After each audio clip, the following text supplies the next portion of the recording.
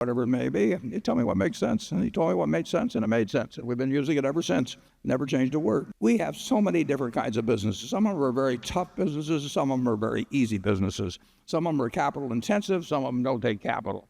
You just go up and down the line, and to think that you'll have a simple formula that can be sort of stamped out for the whole place, and then with some overall stuff for corporate results on top of it, you'd be wasting a lot of money, and you'd be misdirecting incentives. So we think it through one at a time, and it seems to work out pretty well. In terms of the person who succeeds me, it's true. I have sent a memo in fact, I sent 2 memos to the board with some thoughts on that.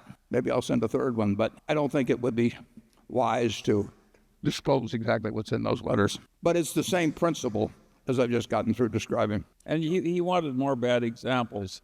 A lot of the bad examples of incentives come from banking and investment banking. And if you reward somebody with some share of the profits, and the profits are being reported using accounting practices that cause profits to exist on paper that are not really happening in terms of underlying economics, then people are doing the wrong thing, and it's endangering the bank and hurting the country and everything else.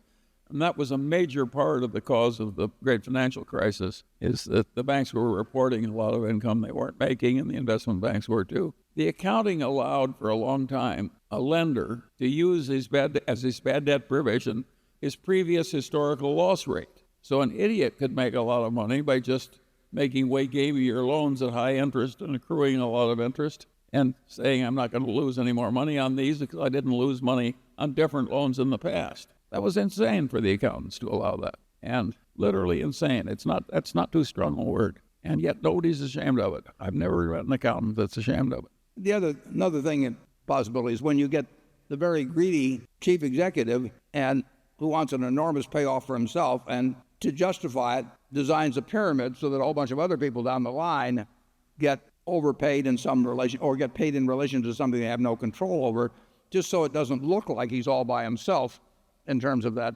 fantastic payoff he's arranged for himself. There's a lot of misbehavior. You saw it in pricing of stock options. I mean, people that, I literally would hear conversations in a boardroom where they hoped they were issuing the options, at a terribly low price. Well, if you got people interested in having options issued at a terribly low price, they may even occasionally do something that might cause that. And it's certainly, what can be dumber than a company looking for a way to issue shares at the lowest price? But compensation isn't as complicated as the world will like to make it, but if you were a consultant, you'd want to make people think it's very complicated and that only you could solve this terrible problem for them that they couldn't solve. We want it simple and right, and we don't want it to reward what we don't want.